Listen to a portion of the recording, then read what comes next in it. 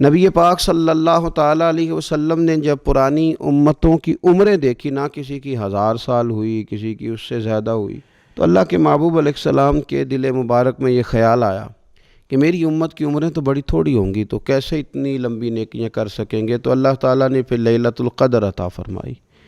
گویا اس ایک رات میں جو آدمی نیکی کرے، 1000 دن نہیں۔ کتنا لوگوں کو شوق ہے کہ کوئی ایسا جیک لگے، یکدم میری ساری چیزیں بڑھ جائیں، تو اس پر بھی تو ذرا غور کرے نا۔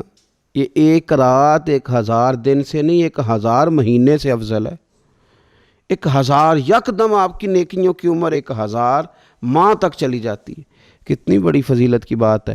میرے رسول کریم صلی اللہ تعالیٰ علیہ وآلہ وسلم خاص توجہ دلاتے، اس رات کے حوالے سے خاص توجہ دلاتے۔ اور یہ رات کب ہوتی ہے؟ صحیح حدیث میں موجود ہے، نبی پاک صلی اللہ تعالیٰ علیہ وسلم نے فرمایا کہ اسے رمضان کے آخری عشرے میں تلاش کرو۔ گویا یہ جو 5 طاق راتیں ہیں نا، 21ویں، 23ویں، 25ویں، 27ویں، 29ویں، ان طاق راتوں میں اس رات کو تلاش کرو۔ اس رات اللہ کے فرشتے نازل ہوتے ہیں، آسمان دنیا پر، زمین پر فرشتے اترتے ہیں۔ حضرت جبریل امین علیہ السلام انہیں لے کر کے آتے ہیں، اور فرشتے کیا کرتے ہیں کہ جو بندہ اس رات اللہ کی یاد میں موجود ہو، جو بندہ اللہ تبارک و تعالیٰ کے ذکر میں موجود ہو، جو بندہ اس دن اللہ تبارک و تعالیٰ کی بارگاہ میں کسی بھی طور پر حاضر ہو، فرشتے اس کے لیے دعائے مغفرت بھی کرتے ہیں اور رب کی بارگاہ میں التجائے رحمت بھی کرتے ہیں۔ اور ایک روایت میں ہمیں یوں بھی ملتا ہے کہ فرشتے اسے مصافحہ بھی کرتے ہیں، ہاتھ بھی ملاتے ہیں۔ دیکھیے نا کتنی سعادت مندی ہے کہ انسان عبادت کر رہا ہو اور فرشتے اس کی زیارت کو آئیں۔ ہمارے صوفیاء فرماتے ہیں تو پکا پروگرام بنا لے عبادت کا، فرشتے کئی بار تیری زیارت کو آیا کریں گے۔ اور پھر ایک اور بات یہاں بڑی قابل توجہ ہے کہ انسان جب محسوس کرتا ہے نا مجھے کچھ دیکھ رہا ہے، تو ذرا اس کی عبادت کا انداز بھی تھوڑا تبدیل ہو جاتا ہے۔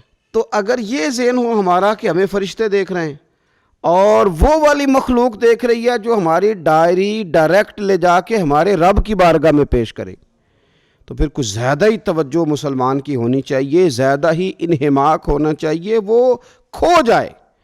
ٹھیک ہے ہم کمزور بھی ہیں، ہمارے اندر کچھ پریشانیاں بھی ہیں، ہماری بیماریاں بھی ہیں، ہم لاغر بھی ہیں، ضعف بھی آ جاتا ہے، تھکاوٹ بھی ہمیں آ لیتی ہے، لیکن لمبی تو بات ہی کوئی نہیں، 5 تو طاق راتیں۔ حضرت سیدہ عائشہ صدیقہ رضی اللہ تعالیٰ عنہا ارشاد فرماتی ہیں کہ جب رمضان کا آخری عشرہ شروع ہوتا تھا نا، تو نبی پاک اپنی کمر کس لیتے تھے عبادت کے لیے، خود بھی رات کو اٹھتے تھے، ہمیں بھی جگاتے تھے، کیونکہ سونے کے دن تو نہیں ہے، تو جاگنے کے دن ہیں۔ ساون کی کالی راتوں میں جب بوندا باندی ہوتی ہے، وہ راتوں کو اٹھ اٹھ روتے ہیں جب خلقت ساری سوتی ہے۔ یہ رب کے بندوں کی شان ہے۔ اور ویسے بھی درویش کہتے ہیں کہ رات پوے تے بے درداں نو نیند پیاری آوے، درد منداں نو تے یاد سجن دی ستیاں وی آن جگاوے۔